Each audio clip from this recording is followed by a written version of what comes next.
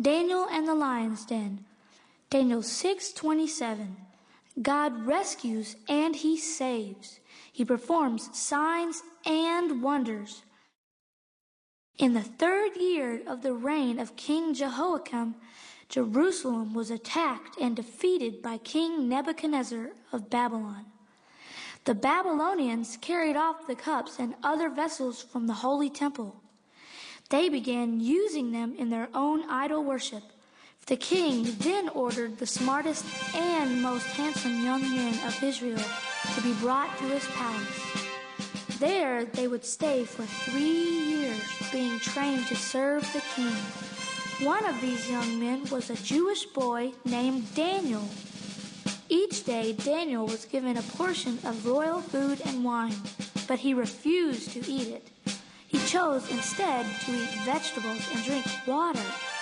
In doing so, he did not break the Jewish law.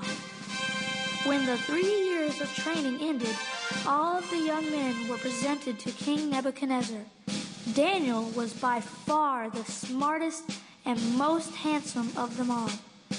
That day he entered the king's service. He served for many years until Nebuchadnezzar died and his grandson Belshazzar became king. The Lord gave Daniel the gift of interpreting dreams. On many occasions, Daniel was able to interpret the king's dreams, and he soon became well known as a very wise man of God. One night, Belshazzar gave a great party. 1,000 guests were there. The king gave orders to bring out the gold and silver cups stolen from the Jewish temple years ago. They began pouring wine into these holy cups while they praised their false gods. The Lord was very angry. Suddenly, a mysterious hand appeared in the room and began writing strange words on the palace wall. The king collapsed with fear. He called out, "If anyone can tell me what this means, speak now, and I will make you third in command of Babylon." All of the king's wise men tried, but they could not read the message. Then the queen spoke. "There is a man who walks with the God of Israel in your kingdom. His name is Daniel. Call for him. He will tell you what the writing means." So Daniel was brought before the king. "Can you read this? Tell me." "Yes, O king.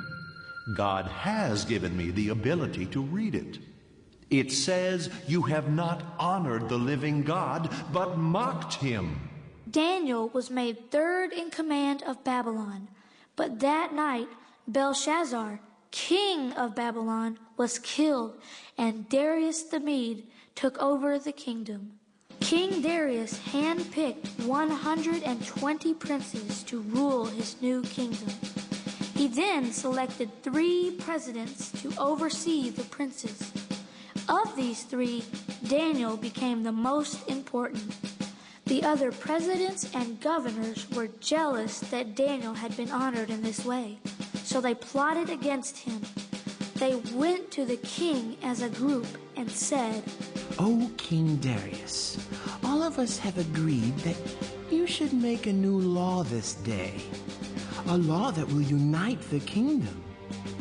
The new law would make it a crime for anyone to pray to any god or man but you, O king, for the next 30 days. And if anyone should break the new law, they would be thrown into the lion's den." So King Darius agreed, and it was put into writing. Now when Daniel heard about the new law, he went upstairs to his room, got down on his knees, and prayed, just as he had done before. When the princes and governors found Daniel praying, they ran to the king and said, "Daniel has broken your new law, O king. He must be punished. Throw him to the lions." Darius did not want to harm Daniel, but these evil men had tricked him. So King Darius gave the order, "Put Daniel into the lion's den."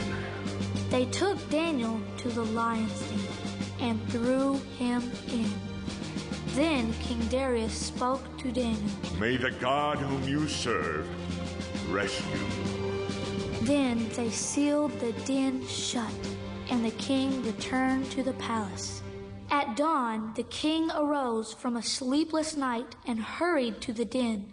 Daniel, are you alive? Has your God rescued you from the lions? My God has sent an angel who shut the mouths of the lions. They have not hurt me, nor have I done any wrong to you, O king. Pull him up! Then, at the king's command, those men who had falsely accused Daniel were thrown into the den of lions. Then King Darius sent a letter throughout the kingdom, which read, "All of the people of the kingdom must fear and respect the God of Daniel, for he is the living God who rescued and saved Daniel from the lions. Daniel loved the Lord and faithfully served him."